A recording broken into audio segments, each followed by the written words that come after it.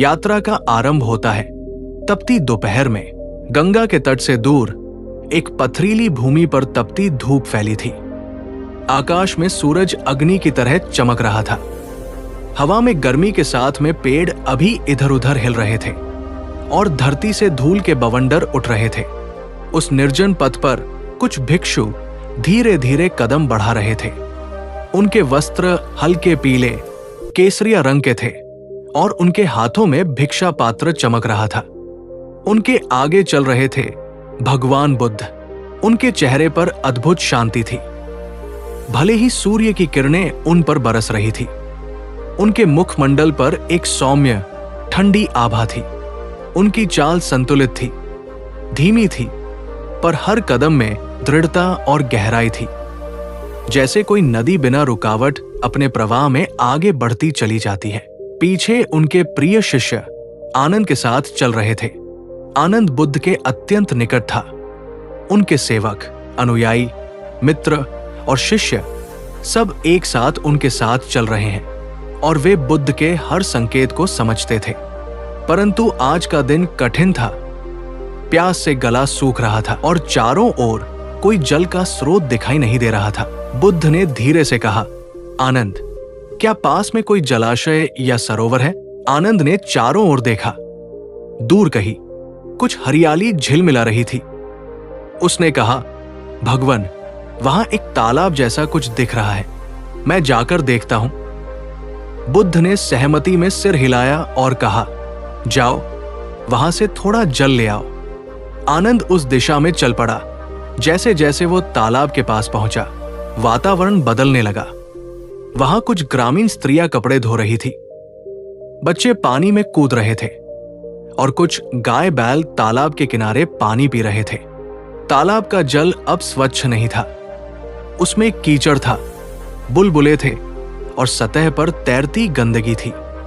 आनंद ठिठक गया। उन्होंने सोचा, ये जल तो पीने योग्य नहीं है। यदि मैं ये जल लेकर जाऊं तो वो बुद्ध के लिए उचित नहीं होगा। थोड़ी देर वो वहां खड़ा रहा। उसने अपने पात्र में थोड़ा पानी लिया, पर जैसे ही देखा कि उसमें मिट्टी और झाग है, उन्होंने उसे वापस उसी तालाब में उड़ेल दिया। फिर वो वापस लौट गया।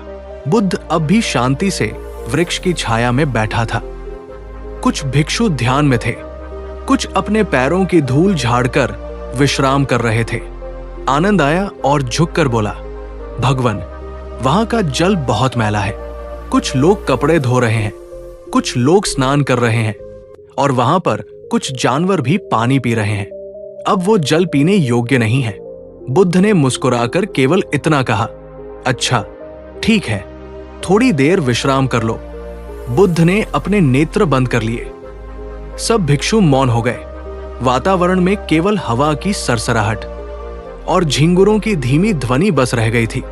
समय बीत गया, शायद आधा घंटा या 1 घंटा के बाद बुद्ध ने धीरे से नेत्र खोले और आनंद की ओर देखते हुए उसने कहा कि आनंद, अब फिर उसी तालाब में जाओ। शायद अब पानी स्वच्छ हो गया होगा।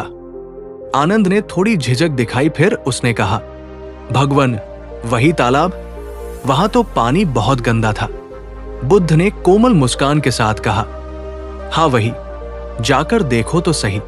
आनंद आज्ञा लेकर फिर चला गया और तालाब के पास पहुंचकर उसने देखा कि अब वहां कोई नहीं था। कपड़े धोने वाले लोग जा चुके थे, जानवर लौट गए थे और हवा भी थम गई थी।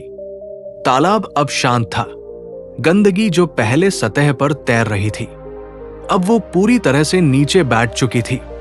जल अब पारदर्शी था, इतना कि उसमें आकाश का प्रतिबिंब झलक रहा था। आनंद कुछ क्षणों तक उस दृश्य को निहारते रहा। फिर उसने अपने पात्र में पानी भरा और फिर बुद्ध के पास लौट आया। आनंद ने झुककर पात्र बुद्ध के सामने रखा। बुद्ध ने थोड़ा पानी लिया और बोला, आनंद, क्या तुमने देखा कि पानी अब कितना स्वच्छ है? आनंद ने कहा, हाँ भगवन, अब तो ये बहुत ही ज्यादा निर्मल है। जब मैं पहले गया था तब ये तो बहुत ही ज्यादा गंदा था। अब उसे देखकर ऐसा लग रहा था कि वो कभी गंदा हुआ ही नहीं था। बुद्ध ने शांति से कहा, आनंद, यही तो मन की प्रकृति है। जब उसमें बाहरी हलचलें होती हैं, इच्छाएं, क्रोध, भय, चिंता, तो वह मैला हो जाता है। और जब तुम उसे छेड़ना बंद कर देते हो, उसे समय देते हो, तो वो स्वयं शांत होकर निर्मल हो जाता है। बुद्ध कुछ क्षण मौन रहे, फिर बोले, यदि तुम गंदे पानी को बार बार हिलाते रहोगे तो वो कभी साफ नहीं होगा, पर यदि तुम उसे यूं ही छोड़ दो तो मिट्टी नीचे बैठ जाएगा और पानी अपने आप साफ हो जाएगा। मन भी ऐसा ही है। जब तुम किसी क्रोध, किसी दुख, किसी भ्रम में फंसे हो तो तुम उसे कुछ मत करो, शांत बैठो, प्रतीक्षा करो। धीरे धीरे मन स्थिर होगा और सब कुछ साफ साफ दिखाई देगा। आनंद ने सिर झुकाकर कहा, भगवान, तो क्या हमें किसी समस्या के समय कुछ नहीं करना चाहिए? बुद्ध मुस्कुराए, नहीं आनंद, कुछ न करना और प्रतीक्षा करना भी एक कर्म है, एक श्रेष्ठ कर्म। कभी कभी कुछ न करना भी कुछ करने से बेहतर होता है। उस दिन के बाद जब भी कोई शिष्य किसी उलझन में होता, बुद्ध कहते, तालाब को मत हिलाओ, उसे कुछ मत करो, उसे शांत होने दो। और ये वाक्य बुद्ध के शिष्यों के बीच एक सूत्र की तरह प्रसिद्ध हो गया। एक बार एक अन्य भिक्षु क्रोध में किसी ग्रामीण पर चिल्ला बैठे। बाद में उन्हें पछतावा हुआ और वो बुद्ध के पास आया। बुद्ध ने कहा, जब क्रोध आए तो तुरंत कुछ मत बोलो, मन में आने दो, रहने दो और उसे देखो, वो स्वयं शांत हो जाएगा। उस भिक्षु ने वही किया और पाया कि कुछ समय बाद उसका क्रोध वाष्पित हो गया।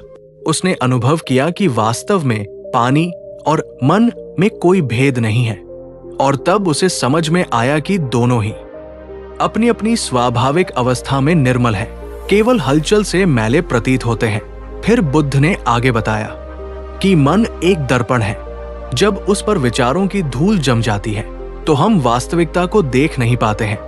हम उसी तरह भ्रमित हो जाते हैं जैसे कोई व्यक्ति धुंधले दर्पण में अपनी आकृति पहचानने की कोशिश करता है। आनंद ने पूछा, भगवान, तो क्या हर व्यक्ति अपने भीतर में शांति पा सकता है? बुद्ध बोले, हाँ आनंद, पर यह तभी संभव है जब वो अपने भीतर की हलचल को पहचान सके। लोग अक्सर संसार में शांति को वस्तुओं में, संबंधों में, उपलब्धियों में ढूंढने की कोशिश करते हैं। जिसे वो पूरी दुनिया में ढूंढ रहे हैं वो तो उसी के अंदर में है, और वह तो तभी मिलती है जब मन शांत होता है। और मन तब शांत होता है जब हम उसे जबरन शांत करने की कोशिश करना छोड़ देते हैं। आज के समय में इस कथा का पहले से ज्यादा महत्व हो रहा है, क्योंकि हमारा मन आज भी उसी तालाब की तरह है जहां हर क्षण कोई न कोई विचार, चिंता, डर या आकांक्षा उसमें पत्थर की तरह गिरती रहती है और हम तुरंत प्रतिक्रिया देते हैं, कभी क्रोध में, कभी भय में, कभी निर्णय में। हम भूल जाते हैं कि हमारा फैसला तभी सही होता है जब हमारा मन शांत हो। यदि मन गंदा है तो चाहे हम कितनी ही बुद्धिमानी से सोचें, हमारा फैसला गलत ही होगा, क्योंकि गंदे पानी में चांद का प्रतिबिंब भी विकृत दिखता है। पर जब वही पानी शांत हो जाता है तो वही चांद स्पष्ट दिखाई देता है। इसमें चांद नहीं बदला, बदला तो केवल पानी। बुद्ध ने इस घटना के माध्यम से अपने शिष्यों को सिखाया कि जब मन में अशांति हो तो उसे मत रोको, बस देखो। जैसे कोई तालाब का किनारा को छोड़कर जल को देखता है, वैसे ही अपने विचारों को देखो। धीरे धीरे वो विचार नीचे बैठ जाएंगे। यही ध्यान की मूल प्रक्रिया है। शाम होने लगी थी, आकाश में लालिमा फैल गई थी। भिक्षु अब भी वृक्ष के नीचे बैठे थे। बुद्ध ने हाथ में पात्र उठाया, उसमें शेष जल को देखा। फिर उन्होंने कहा, आनंद, देखो, ये जल अब स्थिर है, इसमें मेरा चेहरा भी दिख रहा है। जब मन स्थिर होता है तो उसमें आत्मा का चेहरा दिखाई देने लगता है। तब कोई भ्रम नहीं रहता, तब निर्णय सहज हो जाता है, जीवन सरल हो जाता है। आनंद ने गहरे आदर से सिर झुकाया, उसकी आंखों में कृतज्ञता थी। फिर आनंद ने कहा, भगवान, अब मैं समझ गया, जब मन अशांत हो तो हमें बस प्रतीक्षा करनी चाहिए, जैसे ये तालाब प्रतीक्षा करता है कि कीचड़ नीचे बैठे। बुद्ध ने कहा, हाँ आनंद, यही धैर्य ध्यान है, यही शांति का मार्ग है और यही मुक्ति का आरंभ है। रात्रि उतर आई थी। आकाश में चांद अपनी कोमल श्वेत किरणें धरती पर बिखेर रहा था। वृक्षों की छाया लंबी होकर भूमि पर चित्र बना रही थी। चारों ओर शांति छाई हुई थी, वैसी शांति जो सुनाई नहीं देती पर महसूस होती है। आनंद उस रात सो नहीं पा रहा था। उनके मन में वही दृश्य घूम रहा था। गंदा तालाब, साफ जल, बुद्ध का वो वाक्य, जब मन अशांत हो तो उसे तुम कुछ मत करो, उसे शांत होने दो। फिर वो सोचने लगा, मन को कुछ ना करना क्या होता है? क्या मैं भी अपने मन को बार बार भटकाता हूं? क्या मैं अपने भीतर की गंदगी को कभी बैठने नहीं देता हूं? उसका मन अब स्वयं को देखने लगा। उसने याद किया कि कितनी बार वो जल्दी में निर्णय ले लेता था, केवल इसीलिए क्योंकि वह किसी बात को लेकर चिंता में रहता था। कितनी बार उसने किसी साथी भिक्षु को क्रोध में बहुत कुछ बोल दिया और बाद में पछताया। कितनी बार मैंने सोचा कि मुझे तो शांति चाहिए और उसी चाह से अशांत हो गया। फिर उसने गहरी सांस ली। फिर उसने स्वयं से कहा, शांति तो तब आती है जब मैं कोशिश करना छोड़ देता हूं। फिर वो ध्यान में बैठ गया। फिर कहीं दूर से पक्षी की आवाज आई। फिर सब शांत हो गया। अगले दिन प्रातःकाल जब भिक्षु अपने दैनिक ध्यान में बैठे तो आनंद ने मन में एक निश्चय किया। अब वो किसी भी स्थिति में जल्दबाजी नहीं करेगा। यदि मन अस्थिर हो तो वो कुछ नहीं करेगा, बस प्रतीक्षा करेगा। एक दिन की बात है जब एक गांव में बुद्ध और उनके शिष्य भिक्षा लेने पहुंचे। वहां के कुछ लोग बौद्धों से ईर्ष्या करते थे। उन्होंने भिक्षुओं पर ताने मारे, देखो ये लोग काम नहीं करते, बस दूसरों के घरों से अन्न मांगते हैं। इन्हें लज्जा भी नहीं आती है, ईश्वर ने शरीर दिया है, फिर भी ये लोग काम नहीं करते हैं। कुछ लोगों ने तो उनके पात्रों में गंदा पानी तक डाल दिया। कई भिक्षु क्रोधित हो गए। उनमें से एक बौद्ध शिष्य ने बोला, भगवान, हमें ऐसे लोगों के घरों में नहीं जाना चाहिए जहां पर हमारा सम्मान नहीं होता है। तब बुद्ध शांत रहे। उन्होंने केवल इतना कहा, जो देना जानता है वो हमेशा शुद्ध रहता है, जो देना नहीं चाहता उसके मन में भी गंदगी बैठी है, उसे भी बैठने दो। आनंद ने इस वाक्य को अपने भीतर उतरता हुआ महसूस किया। उसे वही तालाब याद आया। उसने अपने भीतर का क्रोध देखा पर उसे दबाया नहीं, बस देखा। धीरे धीरे वो मिट गया। उन्हें भीतर से एक ठंडी लहर महसूस हुई, जैसे कोई भारी पत्थर हट गया हो। उसने सोचा, वास्तव में क्रोध भी गंदगी की तरह है। यदि उसे शांत होकर देखा जाए तो वो स्वयं नीचे बैठ जाता है। रात्रि उतर आई थी। आकाश में चांद अपनी कोमल रजत किरणें धरती पर बिखेर रहा था। वृक्षों की छाया लंबी होकर भूमि पर चित्र बना रही थी। चारों ओर शांति छाई हुई थी, वैसी शांति जो सुनाई नहीं देती पर महसूस होती है। आनंद उस रात नींद में नहीं जा पा रहा था। उनके मन में वही दृश्य घूम रहा था। गंदा तालाब, साफ जल और बुद्ध का वो वाक्य, जब मन अशांत हो तो उसे मत हिलाओ, उसे शांत होने दो। आनंद ने उस वाक्य को अपने भीतर उतरता हुआ महसूस किया। उन्हें वही तालाब याद आया। उन्होंने अपने भीतर का क्रोध देखा पर उसे दबाया नहीं, बस देखा। धीरे धीरे वो मिट गया। उन्हें भीतर से एक ठंडी लहर महसूस हुई, जैसे कोई भारी पत्थर हट गया हो। उसने सोचा, वास्तव में क्रोध भी गंदगी की तरह है। यदि उसे शांत होकर देखा जाए तो वो स्वयं नीचे बैठ जाता है। आनंद अब अक्सर मौन में रहता था। वो हर भावना को देखने का अभ्यास करने लगा। कभी कोई भिक्षु उनसे कुछ कह देता तो वो पहले अपने भीतर झांकता है, फिर वो सोचता है कि मेरे मन में अभी क्या हो रहा है। वो समझने लगा कि विचार और मैं दोनों अलग अलग हैं। विचार आते हैं, जाते हैं जैसे हवा के झोंके, पर मैं तो वही हूं, जैसे तालाब का तल जो कभी नहीं बदलता। एक दिन बुद्ध ने उनसे पूछा, आनंद, आजकल तुम बहुत शांत दिखते हो, क्या बात है? आनंद ने मुस्कुराकर कहा, भगवान, अब मुझे पता चला कि मन को शांत करने की जरूरत नहीं है, बल्कि बस उसे देखने की जरूरत है। वो अपने आप शांत हो जाता है, जैसे तालाब का जल। बुद्ध ने संतोषपूर्वक कहा, तुमने समझ लिया आनंद। ज्ञान वही है जो अनुभव से उपजे, किताबों या उपदेशों से नहीं, बल्कि स्वयं के देखने से। कुछ महीने बाद बुद्ध और उनके शिष्य एक नगर पहुंचे जिसका नाम था कौशाम्बी। वहां एक विवाद छिड़ गया था।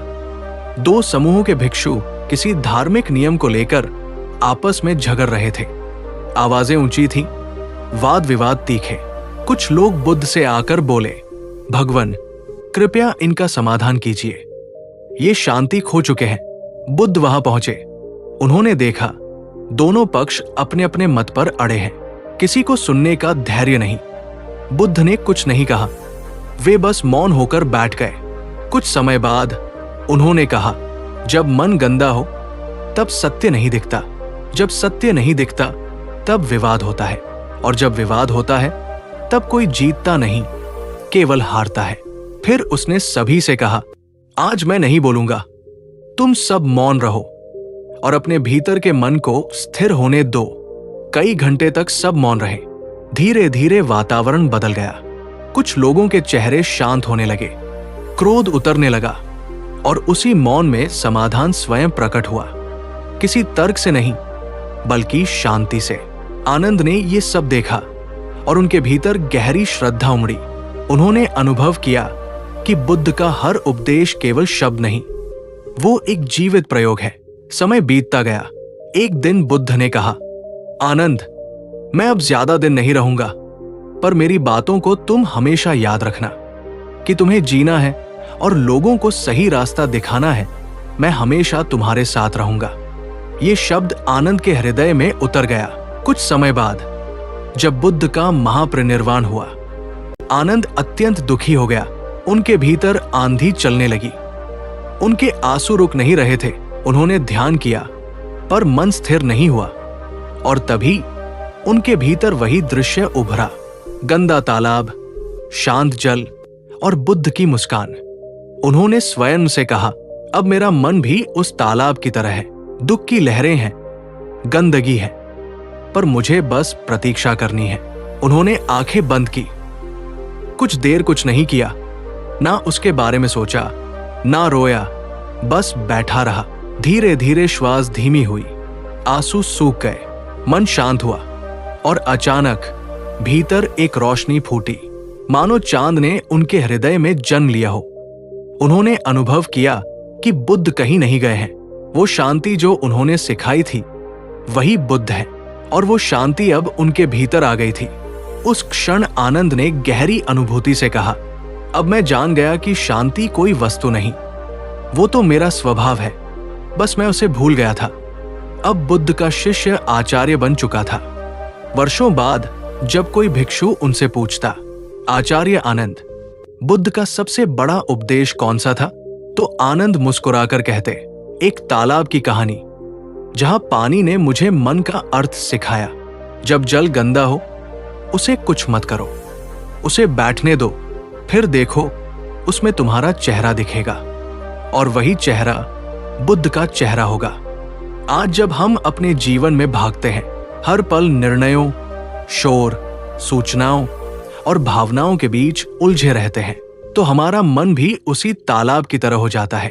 हर समाचार, हर चिंता, हर टिप्पणी उसमें पत्थर फेंकती है, और हम स्पष्ट देख नहीं पाते कि क्या सही है, क्या सही नहीं है। बुद्ध का ये संदेश आज भी उतना ही जरूरी है। रुको, देखो, प्रतीक्षा करो। हर स्थिति में तुरंत प्रतिक्रिया देने की आदत छोड़ो। थोड़ा मौन रखो, थोड़ा समय दो, मन का पानी अपने आप साफ हो जाएगा, और तभी तुम सत्य को देख सकोगे। फिर आचार्य आनंद ने आगे बताया कि बुद्ध ने एक बार कहा था, जिसने मौन को समझ लिया उसने जीवन को समझ लिया, क्योंकि मौन केवल शब्दों की अनुपस्थिति नहीं, बल्कि वो तो विचारों की पारदर्शिता है। ये वो स्थिति है जहां मन पानी की तरह निर्मल हो जाता है। न कोई लहर, न कोई डर, न कोई भय, केवल शांति। और यही कथा, यही प्रतीक। मन को मत सुधारो, बस उसे देखने दो। पानी को मत हिलाओ, वो खुद साफ हो जाएगा। यही बुद्ध का संदेश है, यही आनंद का अनुभव है, और यही जीवन का सार है। अगर आपको ये वीडियो पसंद आया तो हमारे चैनल को सब्सक्राइब और वीडियो को लाइक जरूर करें। वीडियो पूरा देखने के लिए धन्यवाद।